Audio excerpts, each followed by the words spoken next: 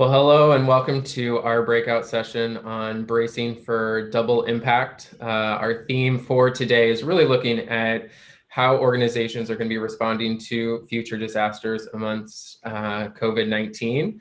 And so we have some experts here, both from the private sector and nonprofit sector, to talk about how their organizations are thinking about this. Also with our theme, it's all around collaboration and partnership. And so I think we're going to really get into how these organizations are working, not only business to business, but also and nonprofit to nonprofit, but also collaboratively across sectors as well. So we're excited to get in. We do want to take your questions, so please put them into the chat box, however you are tuning in. And with that, we'll go ahead and get started. So would love to introduce you all and kind of start with this question, and then I'll let you introduce yourself and organization. But as I mentioned, the theme for the conference and today is really looking at this nexus of COVID-19 and extreme weather. So can you kind of give us an overview of how your organizations are preparing for that, looking ahead, and some of the steps that you're taking now? Joe, why don't we start with you? Well, great. Well, thanks, Brooks, for having me as part of the panel today. I'm Joe Ruiz. I'm the Director of Humanitarian Relief and Resilience for the UPS Foundation, and frankly, we've been in resilience and preparedness mode and operation mode since January. Who remembers the earthquakes in Puerto Rico and in Turkey and Australian wildfires? Since pandemic has hit, I think it's really honed our collaboration because it's forced us again to be collaborative to solve challenges for our customers, communities, our partners in the nonprofit space, to work with them to understand what they can and can't do and how we can repurpose our funding. One of the things we're trying to do today is to use this time when our employees, are getting prepared. Many of our non-operational people are, working from home, is to really start to focus on the tools that are available for them to plan. We've got a lot of great partners. Brooks, you and I work on a weekly basis on resilience for small businesses.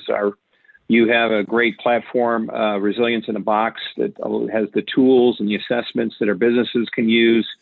We have partners like Operation Hope that provide financial preparedness tools, and they have a national call center now for people who have been impacted or may be impacted in the future. Other partners like St. Bernard Project, they have a lot of resources on their site that focus on flood insurance and what you need to know, and other preparedness techniques that you can use. So we're trying to communicate those things to our employees while we're all dealing with the COVID pandemic. But I don't see a whole lot of difference. What we're doing today to try to get support and relief to people who have a need for food or healthcare supplies or educational equipment or financial support is really we're working those relationships, like with the government, with FEMA. We've been in close contact since March. And again, we talk to our customers every day because they're the makers of a lot of those products. So I think when the natural disasters hurt, those relationships and the things we've been doing for the pandemic will just continue to collaborate and get the PPE to our nonprofit first responders. I see that as a potential real need in the future as disasters happen. But I think what has happened and transpired has made us all either come closer together, and I think that will help us as we move forward into the future. That's great. And we had Laura Lane on Tuesday talked about your global footprint in 220 countries around the world, and really how those relationships with businesses and governments was so impactful, and touched on a lot of what you touched on as well. So that's helpful. Son, can I go to you next to touch on Home Depot? Yeah, definitely. Thanks, Brooks.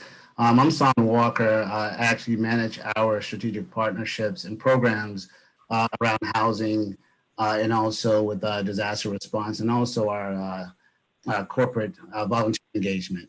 One of the things that I love about the Home Depot Foundation and the Home Depot, a lot of things that we do is proactive.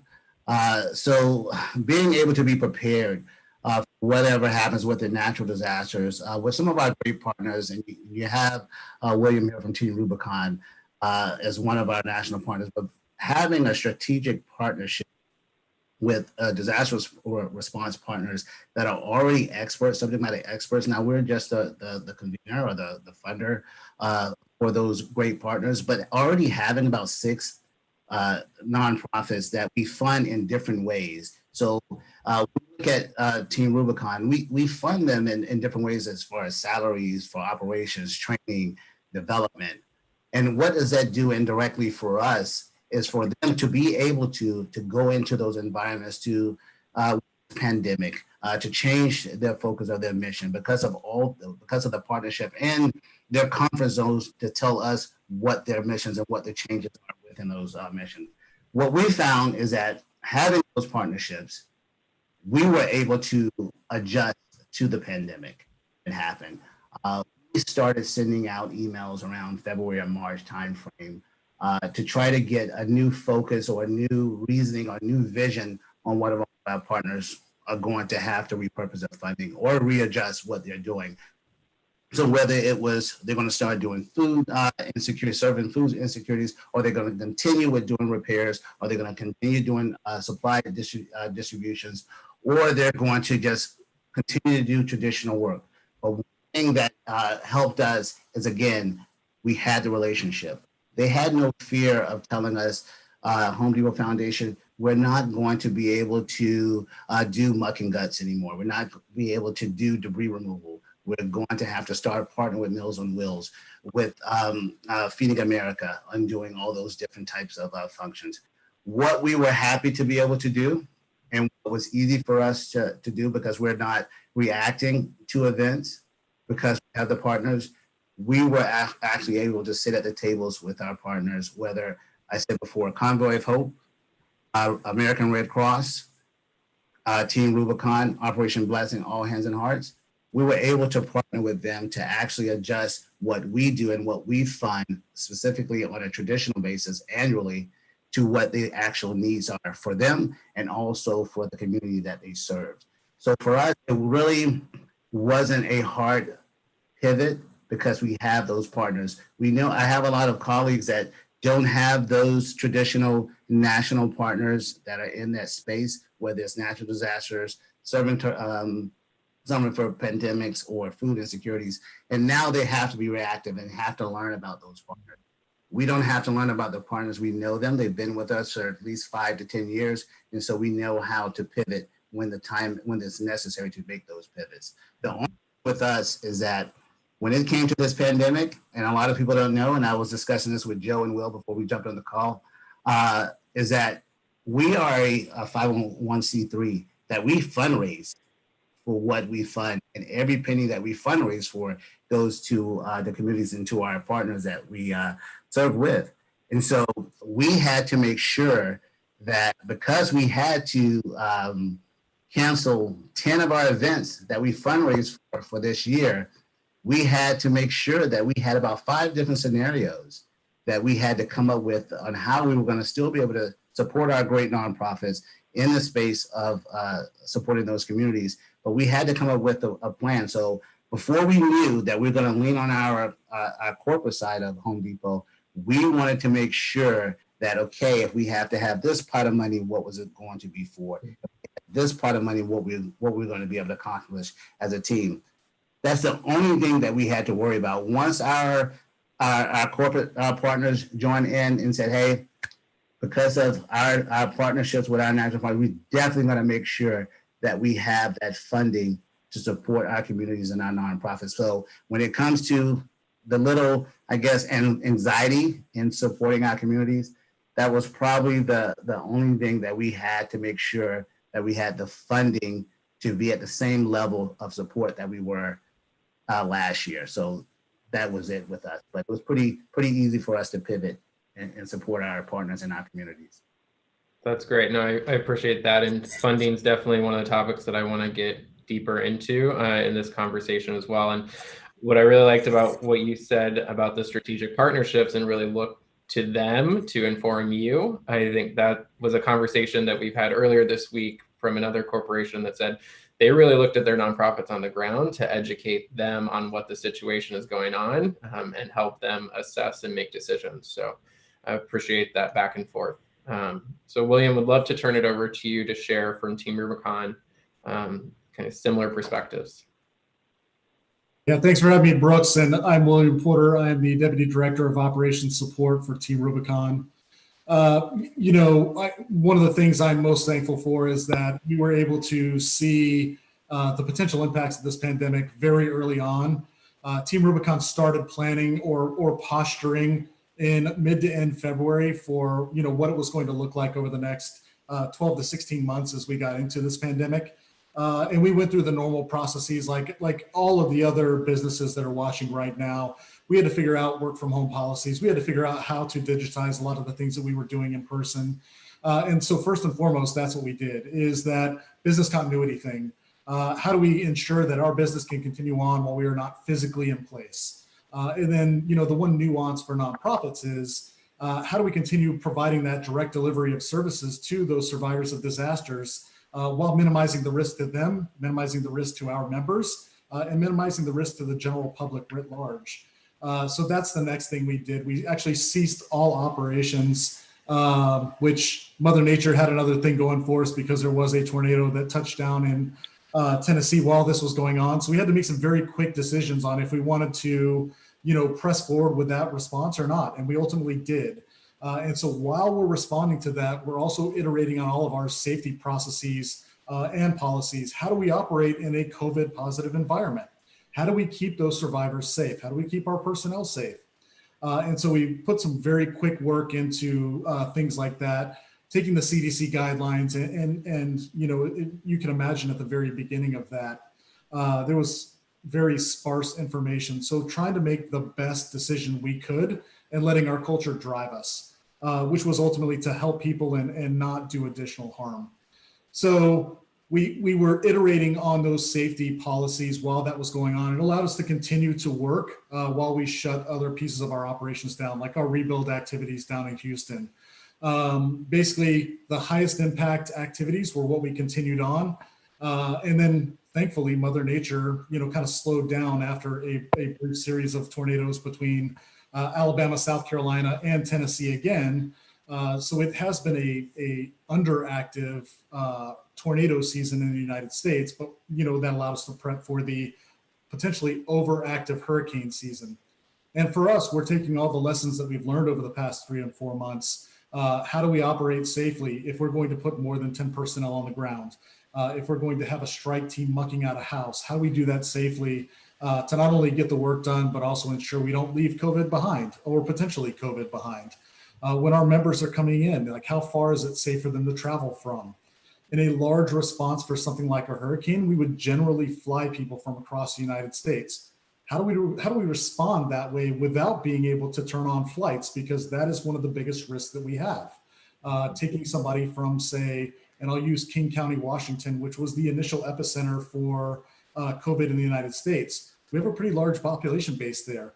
We wouldn't want to take somebody from King County, Washington and fly them to the panhandle of Florida because not only are you going to have all of the potential contact points at the airports and then in the actual airplanes going there, but then once you get on the ground, there's a very real potential for coast to coast transmission of the virus. So we're trying to keep things very hyper local, usually within a 50-mile radius or expanding out to no more than like a 450-mile radius, but keeping a very keen eye on where the population centers are that have upticks in COVID. Those are the primary ways that we have pivoted and we're preparing for the hurricane season. That's great. William, I'd like to kind of stay with you on that point, actually.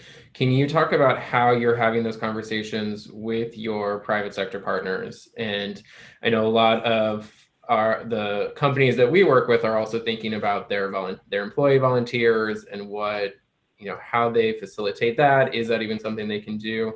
But how are you having those conversations? And then I'll turn to the companies to kind of explore that further as well. Yeah, sounds good. And one of the things I left out earlier, which is pertinent to this response, is because of the underactive tornado season, Team Rubicon did not want to sit on its laurels while this pandemic was going on. So while a lot of the other nonprofits that, as San mentioned, deal with the food insecurity, they lost a lot of their volunteer base because they are that at-risk population. Team Rubicon has stepped up to help. So for us, we have been doing things outside of our traditional mission, like food insecurity, which is helping to staff food delivery services for those that are immunocompromised or are potentially or could potentially be at risk of COVID, food pantries, food banks, things like that. So as we pivot into the hurricane response, two things have been very important there. Number one is the engagement of our corporate partners. So while we're doing the food insecurity responses and supporting organizations like Feeding America, like Meals on Wheels, engaging corporate partners like the Home Depot Foundation, PepsiCo, Case Heavy Equipment, Carhartt, we are still trying to utilize them, but one of the things that we are implementing is that they have to follow the same safety protocols that we are. So regardless of where we're at, and there's a lot of things in the United States right now on, the wearing of masks. Any Team Rubicon activity, if you are going out in public, you have to wear a mask. So we push that to all of our corporate partners. That's one of the things that we want to have happen. And again, in order to minimize the risk, regardless of the transmission rates in the specific county or the specific state, that's just one of the things we do to be safe. The second thing is again, we don't want any corporate partners flying anyone in.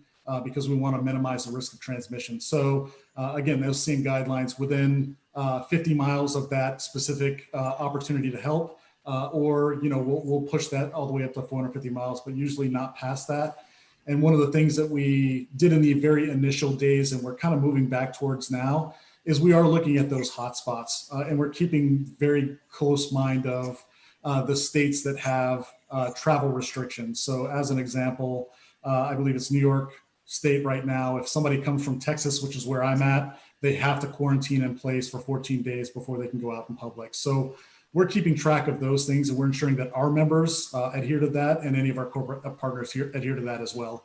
And unfortunately, that's just one of those things that has not been up for negotiation, because we want to make sure we are doing our part to not transmit COVID around the United States. Yeah. I can chime in under that, Brooks, because we are currently working with Team Rubicon along with a couple of other nonprofits. And when we look at the theme of collaboration, because we know that our nonprofit partners are in that disaster space, that they, in volunteering as well, that they have the expertise on that social distancing, and created those guidelines, those SOPs on how we can better interact with them and interact with other nonprofits around volunteering. So what we did roughly about 2 months ago is that we sent a filler out to our nonprofits, well, at least I did, to Team Rubicon, Operation Blessing, United Way Greater Atlanta, to get some guidelines around what they have in place around social distancing. Because what we had to do is we had to really shut down our Team Depot arm of the foundation, which is our volunteer engagement piece of what we do in the space of giving back. But what we wanted to have is some of the materials that they were utilizing to get us equipped with the knowledge on how we need to re-engage in volunteering. And so, and I say that because we're going to be working with Team Rubicon. It's a pilot. We're just starting this month to re-enter back into the volunteer volunteer space. But we wanted to work with them to build a pilot, working on social distancing, how we need to engage with our volunteers, with our associates. Our Team Depot developed a SOP to engage with the community, but also a proper way. We have 3 stages. The first stage is really the basic of doing this pilot, but then doing a lot of the kitting events on our in a controlled environment, whether it's at our stores, at a partner's location. But again, collaborating with our partners, we're also doing a project with Meals on Wheels, which is another one of our housing partners. And again, is another pilot, and we're going to look at 10 locations with Meals on Wheels America. But again, it's based on collaborating with Team Rubicon, Operation Blessing, getting the proper guidelines and getting everything approved internally with our HR team to make sure we were in compliance with CDC, but also with the Home Depot. But again, being able to give back is what our brand is about, giving back to our communities so we can get back out there. Besides, it's always great to do virtual, but we really want to get back out there and get our hands on really volunteering and work with our nonprofits has allowed us to do that. Yeah, that's great. Joe, I'm sure you have had those conversations with 500,000 plus employees around the world. Oh, yeah.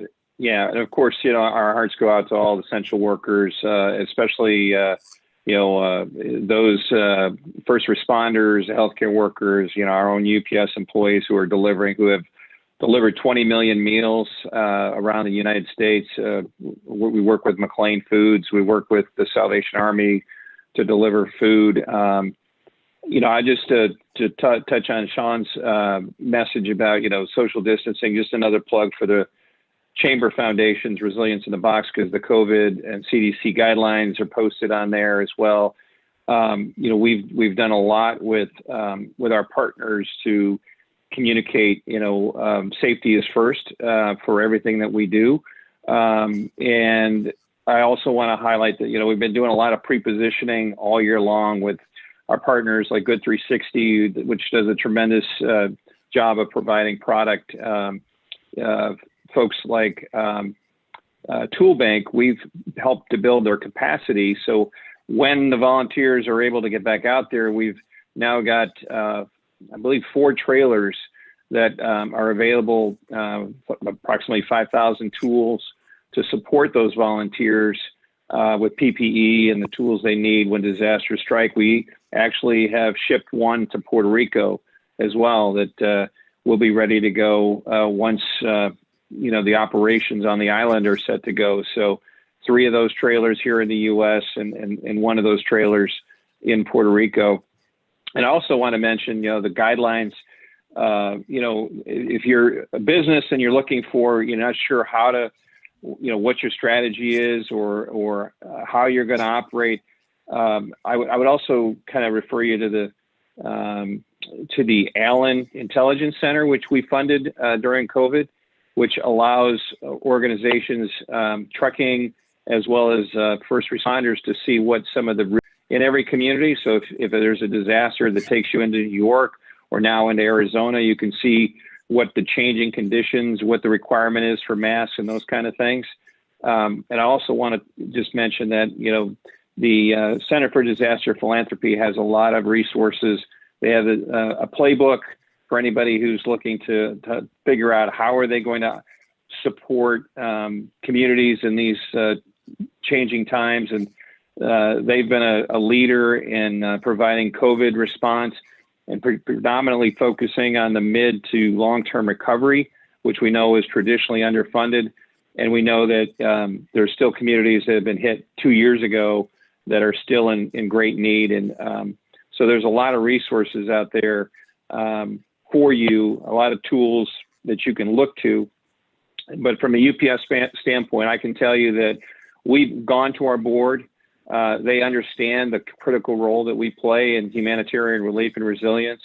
They've given us additional in-kind support because we've been, basically, draining the tank during the COVID response. And they came up and stood up and gave us an additional $500,000 through the end of the year to utilize for hurricane season and the needs to help our communities through the end of the year. That's great. And a good transition into kind of where I want to go next on some of these funding pieces and the partnerships that you talked about. I think after 2017, after Harvey and Irma and Maria, we started to see some of that donor fatigue, both from the individual but private sector, and knowing the effect that COVID has had on our economy, but also increasing the need within the communities. Once, if we do see another year like 2017 with 3 Category 5 hurricanes, Are you having those conversations internally now as an organization, thinking about where funding is going to come from, what funding is you're going to be able to activate? What is that looking like internally, and what can some of the partners who are tuning in take away and bring back to their own organization and thinking about this as well? William, maybe we can start with Team Rubicon as nonprofit partner. Sure, thanks, Brooks. We, over the last 2 years, have been working on extending out our financial runway just to be on the safe side. Being a nonprofit that responds to disasters and receiving a lot of the funding in those periods immediately after a disaster, like during the Harvey's, Irma's, and Maria's, we felt it was prudent to be able to have that runway.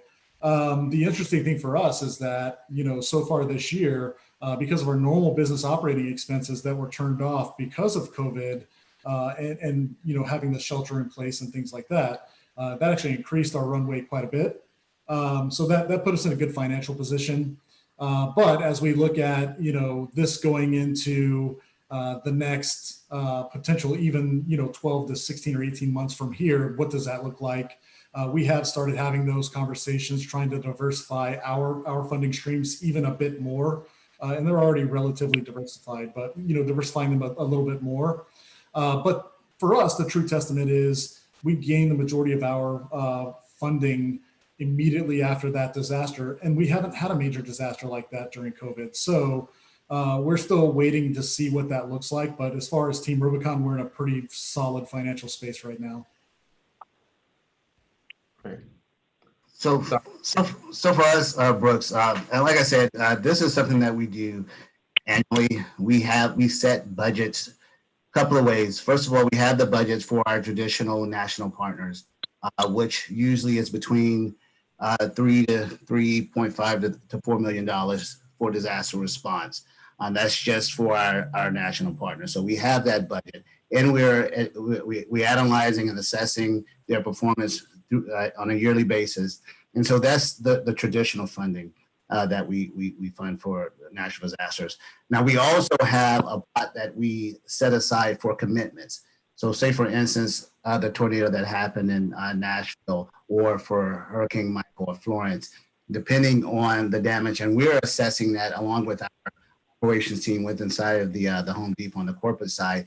We're assessing all of those, if it's a death, the amount of damage that's been done, the number of people that have been impacted. We are assessing that damage, and then we try to put a monetary amount on what we think from our point of view that we can commit to that. So we have those commitments. So for an example, we had committed $100,000 initially when the Tennessee tornadoes. Those funds are open, portion of this to our national partners, but then we also have funding for, World Central Kitchen was to send us something. CORE was to send us a response, but a request. But that we have those two funding streams for straight natural disaster. So the judicial funding that we have for our national partners, but then those commitments throughout the year. When COVID first came about and it turned into a pandemic, we actually sat and kind of tried to see how we were going to assess our commitment to support the COVID response. What we decided to do, as I stated earlier, was repurpose some of the funding that the traditional way that our nonprofits would utilize those funds. We let them repurpose those funds. So we wanted to do it that way. But just two or 3 days ago, I sent an email to a portion of our leadership team, said, hey, it looks like this pandemic is starting to rise. The cases are going up again. We don't know what's going to happen in September, October, November. So we need to make sure that we are ready to have that commitment, that funding there for when it happens. Because I am an optimist, but I'm thinking that we're probably going to have to set aside funding for that. So again, we assess it. We talk amongst each other. We talk amongst our partners to see where they are. And so we are getting ourselves prepared for if that happens. One of the things we did towards the end of November of last year, and what the foundation usually funds is relief and response is what usually we focus on. I presented to our leadership team that we need to try to tip our toes into the long-term, short-term recovery space. So this year, and usually all of our disaster response partners go before our May board so they can be ready for the June hurricane season. And so what I had proposed to them, I said, hey, we need to do what we need to do with the long-term, short-term recovery so we can make the difference from the 6 months to 18-month or longer time frame it takes to get a community or home or clients back to where they should be after a disaster. And so we agreed to do that. So what happened around February? COVID happened, and we had funding set aside for long-term recovery. But again, because of how we are proactive in our assessment and not just waiting for things to happen, what we end up doing is that the partners, including our great partners, Team Rubicon, they were going to go before that board in May, including long-term recovery. But what we decided to do this August, they're going to go before the long-term recovery disaster response board. So we have 4 partners that are going to go before that. But again, I know we have a lot of our partners, and we talked about it earlier about the fatigue. The only disappointing thing for me, and this is that being a part of an organization that fund, is that we don't have an unlimited budget. We would love to fund so many of these great organizations that are doing great work in communities. So it's not more a fatigue for us, it's a disappointment for us that we're not able to fund everyone that's in need, because we know that the need is out there. But we're trying to work on things to fund as many of those partners that want to reach out to us. But again, when you look at further commitments that we put out there as our marketing piece, when we're making those out as I'm forgetting our media presentation on what we're doing around commitments, look for that and reach out to us when that happens. And we last year we made a more streamlined grant agreement. When I joined the team 2 years ago, we were trying to see how can we make this quicker it doesn't take so long for a potential partner to do those commitment type of grants. So it's a stream, straight to the point time of grant agreement and application process. So when you see the Home Depot Foundation making a commitment, reach out to us, and it doesn't hurt to shoot an email or to let us know that you want to apply, and we'll talk it through, and then we'll go from there. Joe, did you want to jump in? Hey, Brooke. Yeah, I just a lot of what was said goes the same. We have our national partners. We're working on a weekly basis with our local business units. They get budgets. We've recently, told them, given them recommendations on some of the humanitarian relief organizations that are local chapters along the Southeast coast, along the hurricane corridor. There's also the challenge that everybody's budget has been shrunk by COVID.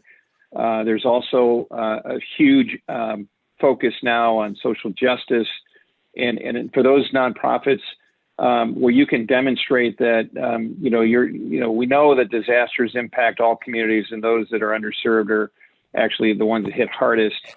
So that I would say that where you can demonstrate that you're making that impact in underserved communities is an opportunity potentially to make sure that some of that funding that might get diverted to new initiatives that we're seeing, because there's just so much focus right now on social justice, and rightly so. That if we can bring our humanitarian efforts to show how we're focused on those underserved communities, I think that's an opportunity for to find those revenue streams as well. So I would tell people to make sure that you're defining your service from a nonprofit perspective, so that we understand where you're making that impact. And again, we know that it's predicted to be a very active hurricane season. We all need to be collaborative. We need to really hone in on the preparedness message for all the businesses out there to make sure that our employees take all the steps necessary beforehand, and that will hopefully lessen the impact and lessen the need that the nonprofit organizations, lessen the number of volunteers that will have to hit the ground, and try to be as prepared as we can. That's a great segue. Couple points to mention. We did during this conference on Tuesday have a session on strategic giving for COVID relief. And so encourage anyone tuning in who wants to learn more on some of those points that Joe just talked about. There is a session that you can go back and watch. But great segue into preparedness, which is where I'd like to go next. And we do have some questions rolling in. So as a reminder for those watching, feel free to put your questions into the chat box and we will try to get to as many of them as we can. But even though we are currently in a global pandemic or a disaster, we are looking ahead to the next disaster, and there's no reason why we can't be preparing ourselves now for those disasters. So one of the questions is, how are your organizations, you've touched on what you've been doing for your employees, but how are you educating the general public on emergency preparedness, specifically in those locations where they are more disaster prone or have more dangerous weather conditions?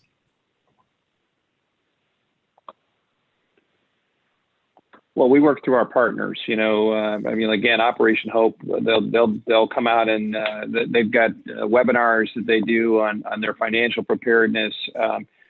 What I tend to see is that places that are hurricane prone people tend to be more advanced in their preparation. It's trying to convince, people. I live in Atlanta. Nobody was prepared for Snowmageddon, and those are the places, the Midwest with hurricane and tornado season.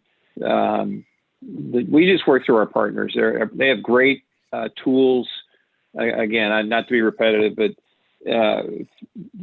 St. Bernard Project has focused on flood insurance. We've been talking about floods for years, and how many people have taken action to go assess their policies, make sure, find out what it costs. Even if you're not in a flood zone, we've seen these 1,000-year floods that have hit areas that no one expected. These tools, the State of Disaster Philanthropy, the Resilience in the Box tool that the Chamber Foundation provides, let's just do a recheck, right? Plan, do, check, act, make sure that we're taking all the steps. We also support the Ad Council that does a lot of great PSAs. That's one of the things the foundation does from a communication standpoint to make sure that we get that message out to communities. So that's part of our annual funding support, Brooks. One of the things that we do, Brooks, and the thing is, Joe, we do depend on our partners, but one of the things that we do internally is that we do a lot of disaster response kitting buckets that we utilize so much during COVID, even in the disaster that happened in the Bahamas.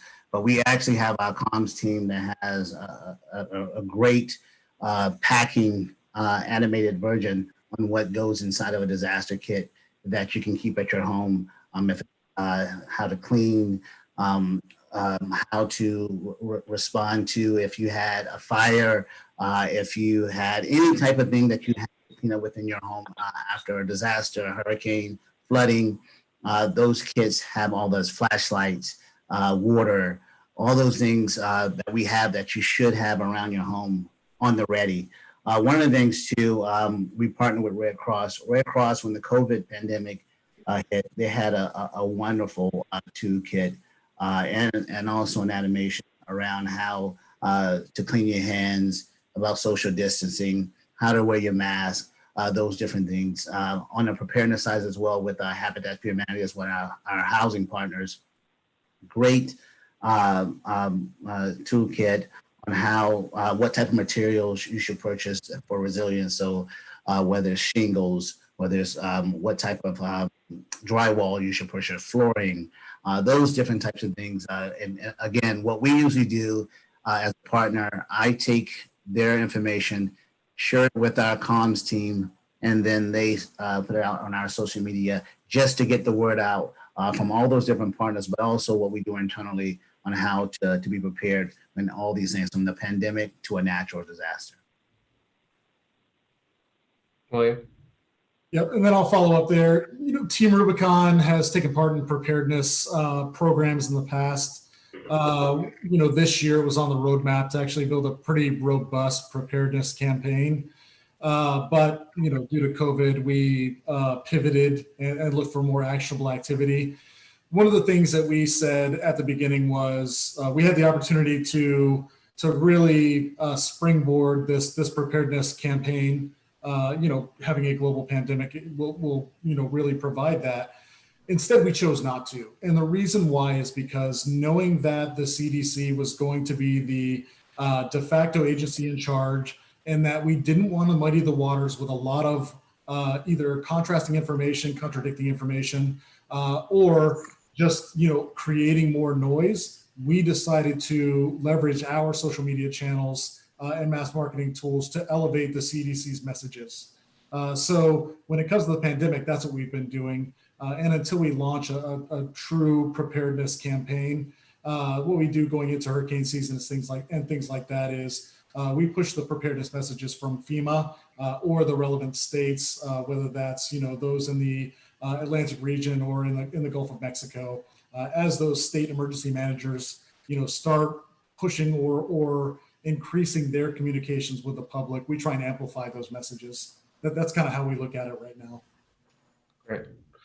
William, let's stay with you, and then we can go down another question that came in. What have been any challenges related to, we can do it related to COVID-19, but also past hurricanes or disasters that we should be thinking about as we think about preparedness?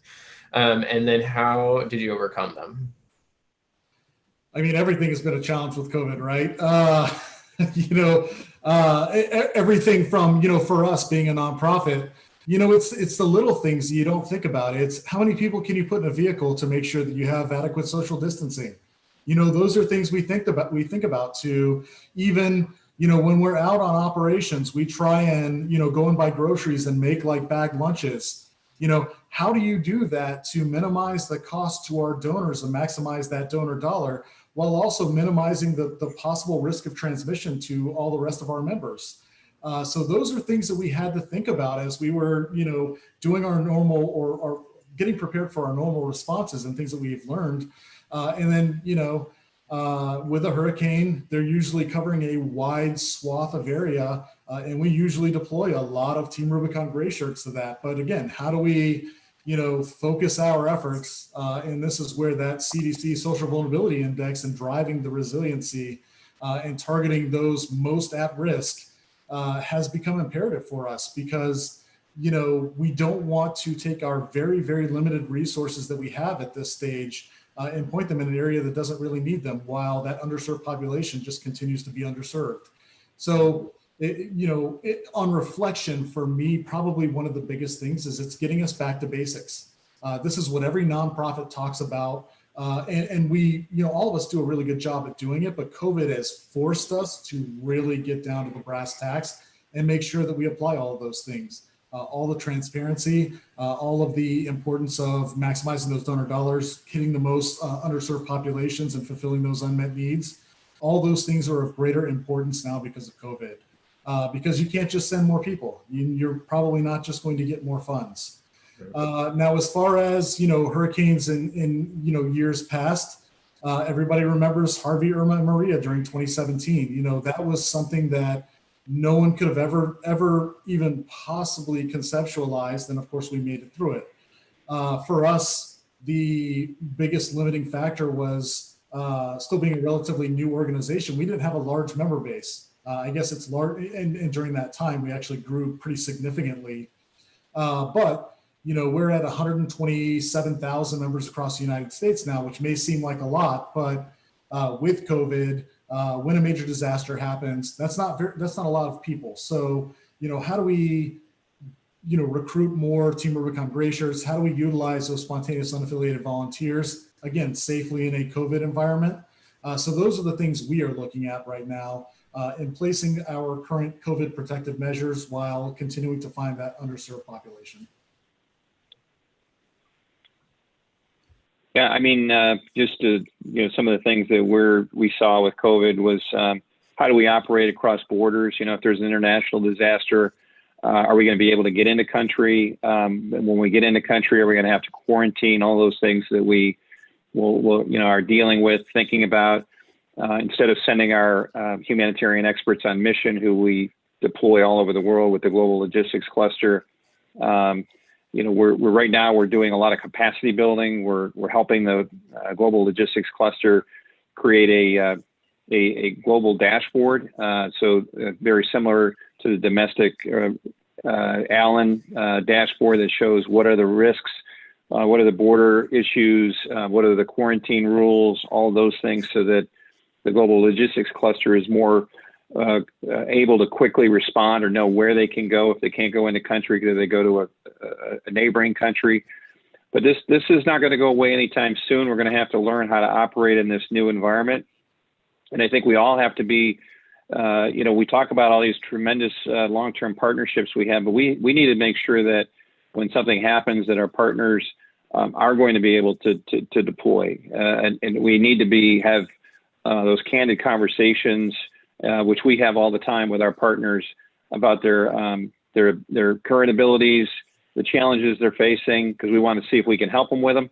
But we need to know, for many years we relied on you to be the first in, or we relied on you to help provide that long-term recovery support, and to be honest and open about what you're able to do, so that we keep in mind the beneficiary who we need to help. And I think those conversations are happening regularly, and different organizations are getting to different levels of operational proficiency. And once again, one of the things that final note I'll say is that for all for instance, the conference funding that we've had this year, all those conferences, the physical conferences have been pushed back or delayed.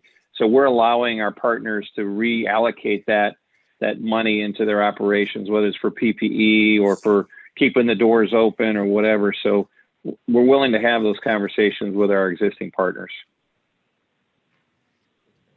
The things as we look at hurricanes, because we are already positioned to support hurricane relief and disaster response, and all that type of things. What we're trying to focus on now is what happens with the COVID if it enhances or elevates. So we're trying to look at those under-resourced communities, because as we know, a lot of the people that have been impacted by COVID are in those under-resourced communities. So any organizations out there that are focusing on education, housing, because when you look at education, a lot of the kids, first of all, are not able to eat lunch because they're not going to school like they normally would. They were on free lunch, so that's a food insecurity. Another thing with education, when you're doing homeschooling, who's paying for those laptops that those youth that can't afford to have a laptop and work at home or have internet service? So those organizations, and that's what we're trying to focus on as a foundation when it comes to social, not injustice, but social issues, social services for those under-resourced communities. So when it ties into COVID is directly related to the circumstance. It enhances the already unfortunate circumstances some of those populations are in. So if one of the things that I am trying to promote or propose within our organizations is that focus on those education, housing, our associates engagement as far as mentoring, whether it's virtual or digital as well. So anything around that COVID, when I say COVID, I mean as a funding those things under COVID umbrella that are associated with those type of things that can impact communities is what I want some of those nonprofits out there that are seeking funding around COVID. Think about those things as well. That's great, because we actually had a question come in about working with K through 12 schools and education. So that is helpful to point on that. We are getting close to time. So I want to ask you one final question to kind of wrap up. And I'm actually going to combine two questions that have just come in. So all of us on this panel are part of the Disaster Action Alliance. hosted by Coca-Cola, and then partnering on this day. And so the question is, how is that participation strengthened your organization, and how are you promoting that participation to your customer base? And how has that partnership, while thinking about the 2020 is supposed to be the warmest year on record, how is partnerships like that and other collaborations working to advance our preparedness? And are there other unique collaborations that are applicable, whether government entities or other organizations, that we should also be considering? Well, I can tell you, well, let me just say, go ahead, Jeff. Well, it's great to partner with organizations like Home Depot and Coca-Cola and all of the great humanitarian partners. We know that we can pick up the phone when disasters happen. I know we've done a number of shipments of water, and I know Home Depot has been involved, and we've done some shipments out to the Navajo Nation.